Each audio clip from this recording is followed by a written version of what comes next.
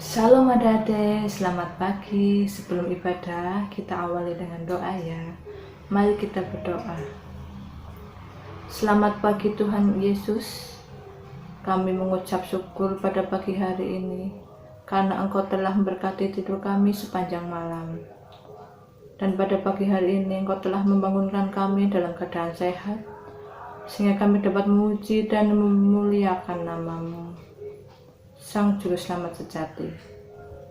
Ya Tuhan Yesus, sebentar lagi kami akan mendengarkan firman-Mu. Kiranya Engkau buka lagi tuh hati kami, pikiran kami, agar boleh kami mendengarkan firman-Mu dan dapat melaksanakan dalam kehidupan kami sehari-hari. Terima kasih ya Tuhan Yesus. Doa yang jauh daripada semenyak ini kami panjatkan melandaskan putra-Mu yang Tuhan kami, Yesus Kristus. Kami berdoa dan mengucap syukur. Amin. Oke, terima kasih. Kita berarti kita mengawali dengan doa buka. Lanjutnya mereka kita akan menyanyi memuji Tuhan sebelum kita mendengarkan firman Tuhan. Oke deh. Lagu dengar dia panggil nama saya. Dengar dia panggil nama saya. Let's go.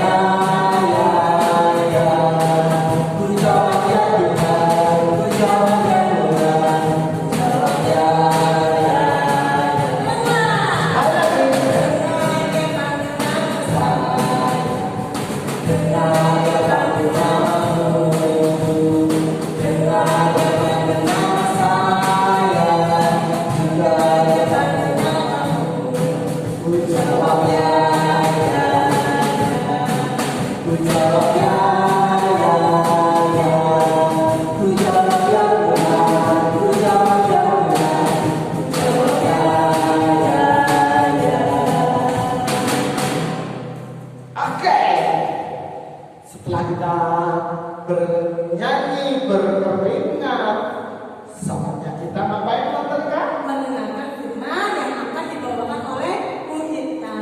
Kita siapkan dulu Alkitabnya. Nanti kita, jiwa kita, pikiran kita supaya kita bisa mendengarkan firman Tuhan dengan baik. Oke, silakan Bu Gita. Silakan Bu Gita. Shalom, selamat pagi adik-adik. Puji Tuhan, hari ini kita bertemu dalam ibadah sekolah minggu online. Dan hari ini juga, tahu enggak kita sedang merayakan apa? Kita sedang merayakan Hari Pentakosta atau Hari Turunnya Roh Kudus. Nah, adik-adik yang hebat, adik-adik yang luar biasa, sekarang kita akan bersama-sama berdoa sebelum kita mendengarkan firman Tuhan. Yuk kita berdoa bersama-sama. Tuhan Yesus yang sudah naik ke sorga dan pada hari ini telah memberikan Roh-Mu yang kudus kepada kami semua. Kami mengucap syukur untuk segala kasih, kebaikan, kemurahan dan cinta-Mu kepada kami. Sehingga kami bisa beribadah online sekolah minggu. Dan sekarang kami akan mendengarkan firman-Mu. Berkati kami Tuhan Yesus supaya firman yang kami dengar boleh menjadi berkat dalam hidup kami. Di dalam nama-Mu kami berdoa. Amin. Adik-adik, laskar Tuhan Yesus yang luar biasa, yang hebat.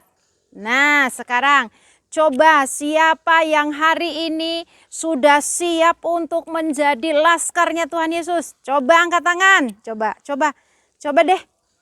Nah, Tante Ita mau lihat nih, mana nih yang mau jadi laskarnya Tuhan Yesus? Yang hebat, yang berani, yang luar biasa. Wow, puji Tuhan. Ternyata semua adik-adik siap dan mau menjadi laskar Tuhan Yesus Kristus yang hebat dan luar biasa yang berani untuk apa? Memberitakan tentang kebangkitan Tuhan Yesus, memberitakan tentang Tuhan Yesus yang sudah naik ke surga, dan hari ini Roh Kudusnya turun untuk kita. Nah, laskar Tuhan Yesus yang hebat dan luar biasa, hari ini pun kita akan belajar dari seorang murid Tuhan Yesus yang dulunya penakut sekali. Ketika Tuhan Yesus sedang dihukum, sedang menjalani proses disalib, muridnya itu bersembunyi. Tidak berani untuk menunjukkan mukanya karena ketakutan sekali. Nah, hari di mana ketika Tuhan Yesus memberikan Roh Kudus, murid yang tadi ketakutan menjadi berani dan menjadi bisa berbicara dengan begitu luar biasa. Siapa tuh murid Tuhan Yesus? Ada yang tahu enggak di rumah? Adik-adik coba. Siapa yang tahu? Ya, betul. Murid Tuhan Yesus yang hebat itu adalah Rasul Petrus. Nah, hari ini kita akan melihat bagaimana Rasul Petrus setelah menerima Roh Kudus, dia yang tadinya takut, bahkan pernah menyangkal Tuhan Yesus 3 kali, sembunyi ketika ditanya apakah engkau murid Tuhan Yesus. Dia bilang, enggak, bukan, saya bukan murid Yesus. Hari ini menjadi berani dan luar biasa bersaksi tentang Tuhan Yesus. Yuk kita baca dulu ya. Kisah Para Rasul 2 ayat 1 sampai 21. Adik-adik siapkan Alkitabnya ya. Kita baca bersama-sama.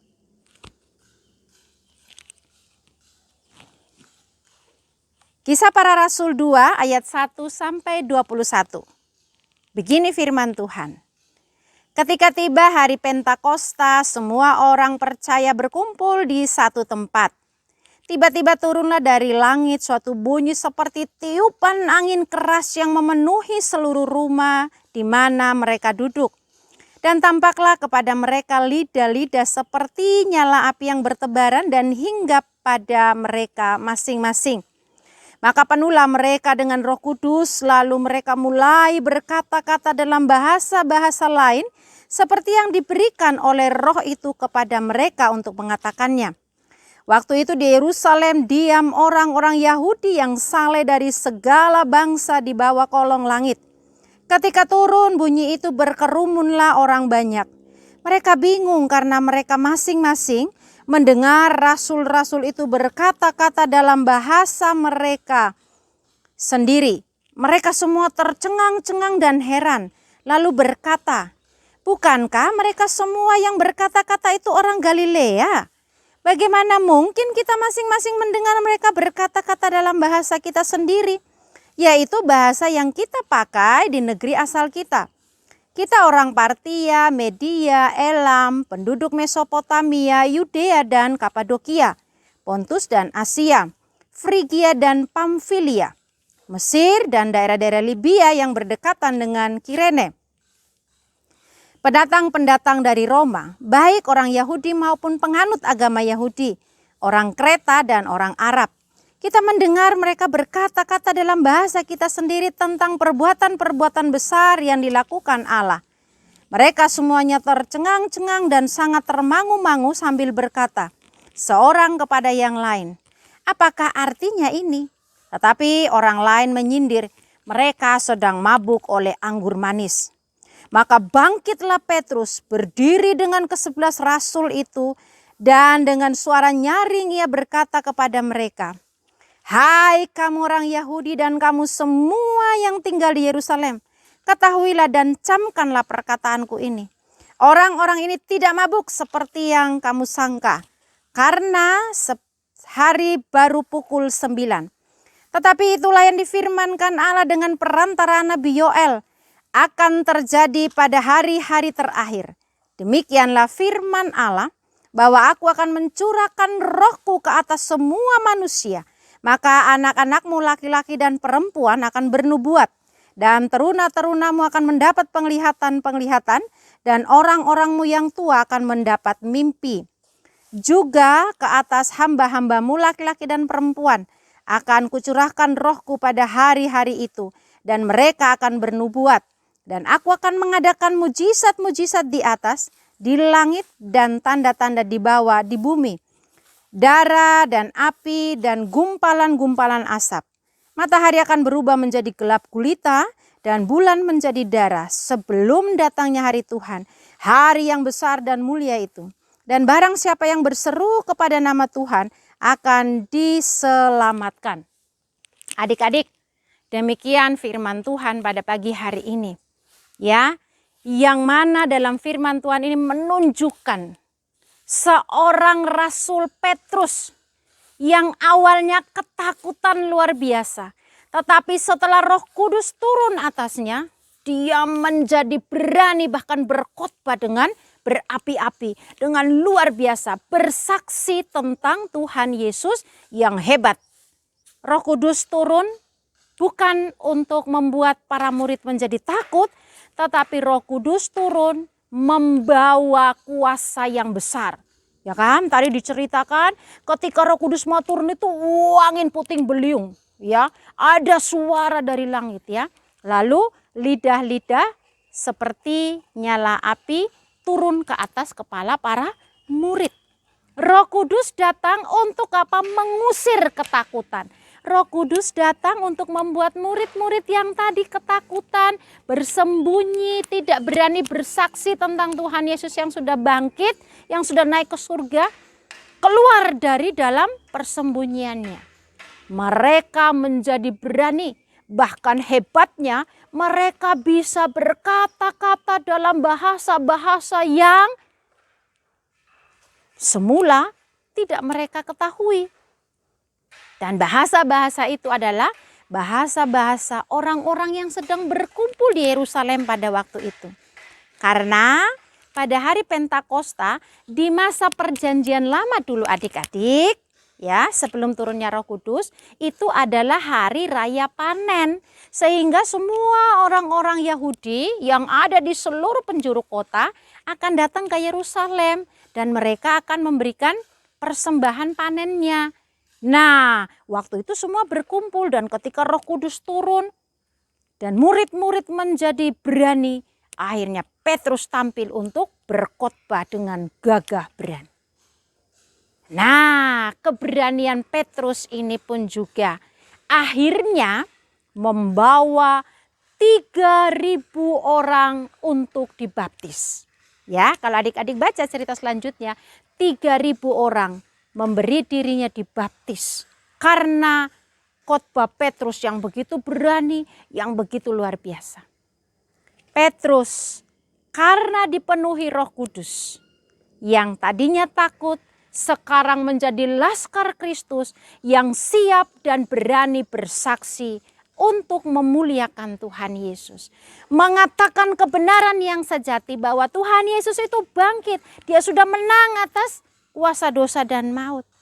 Adik-adik pun hari ini diminta oleh Tuhan Yesus. Roh Kudus sudah diberikan kepada kita. Roh Kudus itu akan memberikan kepada kita kekuatan, keberanian, semangat. Supaya apa adik-adik? Supaya kita berani bersaksi. Supaya kita tidak malu untuk mengakui kalau kita itu laskar atau pengikut Tuhan Yesus. Roh Kudus membuat kita berani untuk mengaku. Dan ketika orang bertanya, kamu orang Kristen? Kamu pengikut Tuhan Yesus? Oh iya dong, yes, oke. Saya ini adalah pengikut Tuhan Yesus. Saya murid Tuhan Yesus. Saya laskar Tuhan Yesus. Dengan penuh keberanian. Seringkali adik-adik dalam kehidupan kita bersama, ya, kadang-kadang kalau orang bilang kamu orang Kristen, ya kita diam aja. Gak berani mengakui. Tapi mulai hari ini kita dipanggil untuk berani bersaksi. Ayat 14, ya. Kisah Para Rasul 2 ayat 14, mari kita baca sekali lagi, berkata demikian, ya. Maka bangkitlah Petrus berdiri dengan ke-11 rasul itu dan dengan suara nyaring ia berkata kepada mereka, "Hai kamu orang Yahudi dan kamu semua yang tinggal di Yerusalem, ketahuilah dan camkanlah perkataanku ini." Mari kita belajar berani bersaksi seperti Petrus. Berani untuk mengakui dan mengatakan kepada siapapun juga bahwa kita adalah laskar-laskar Tuhan Yesus yang hebat. Kita berani untuk mengakui ketika orang bertanya, "Kamu orang Kristen? Kamu anaknya Tuhan Yesus? Kamu pengikut Tuhan Yesus?" Yes, oke. Saya memang adalah pengikut Tuhan Yesus. Ketika kita main bersama dengan teman-teman kita dan ketika kita dihina, "Ih, orang Kristen, ih, pengikut Tuhan Yesus." Kita tidak malu, kita tidak takut, tapi kita berkata, "Memang saya pengikut Tuhan Yesus." Nah, siapa yang terus setia untuk bersaksi dengan berani tentang Tuhan Yesus, maka dia akan mendapatkan mahkota kemenangan. Ya kan? Seperti lagu sekolah minggu yang mengatakan begini, "Di sorga nanti pakai baju putih, atas kepala mahkota emas. Haleluya, puji Tuhan, ku kekal selama-lamanya." Nah, itulah berkat yang akan diterima oleh kita semua yang terus berani dan mau bersaksi tentang Tuhan Yesus Kristus. Selamat hari Minggu adik-adik. Selamat memperingati hari Pentakosta. Tuhan Yesus memberkati kita. Bye. Sampai bertemu minggu depan. Terima kasih. Kita sudah meluangkan waktu untuk menyampaikan firman Tuhan. Betul? Betul. Untuk menyambut firman Tuhan kita angkat pujian segala puji syukur. Segala puji syukur.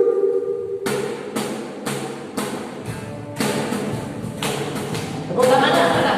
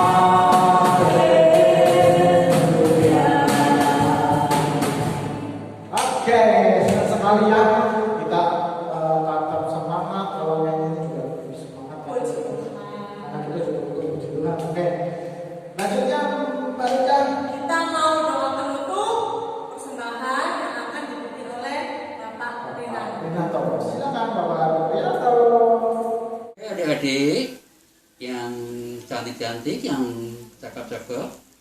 Setelah kita mendengarkan firman Tuhan, marilah kita menghadap Tuhan di dalam doa dengan tangan dilipat, pejamkan mata dan tundukkan kepala. Mari kita berdoa. Bapa yang baik, Bapa yang bertata dalam kerajaan surga, yang kami kenal dan kami sembah di dalam nama Tuhan Yesus Kristus. Kembali kami menghadap ke hadirat-Mu ya Bapa. Kami ucapkan puji syukur dan terima kasih atas penyertaan dan berkat-Mu di sepanjang kehidupan kami. Terlebih pada ibadah pagi ini, karena berkat-Mu sehingga ibadah dapat berjalan dengan lancar dari awal pertengahan hingga paripurnanya ini. Bapak Surgawi, kami juga bersyukur bahwa kami baru saja menerima firman-Mu. Biarlah firman itu tetap tinggal di dalam hati dan pikiran kami, dan kami juga mohon Roh Kudus untuk memampukan kami semua untuk dapat melakukan kebenaran firman-Mu di sepanjang hidup kami. Bapa yang baik, kami juga mengucap syukur dan terima kasih kami bahwa pada saat ini kami juga telah mengumpulkan persembahan. Kiranya Tuhan berkenan untuk menguduskan dan memberkatinya, sehingga persembahan ini dapat dipergunakan untuk pelayanan jemaat-Mu di tempat ini, khususnya untuk anak-anak kami ya Bapa. Terima kasih ya Tuhan Yesus, ajarilah kami untuk mempersembahkan yang terbaik untuk Tuhan.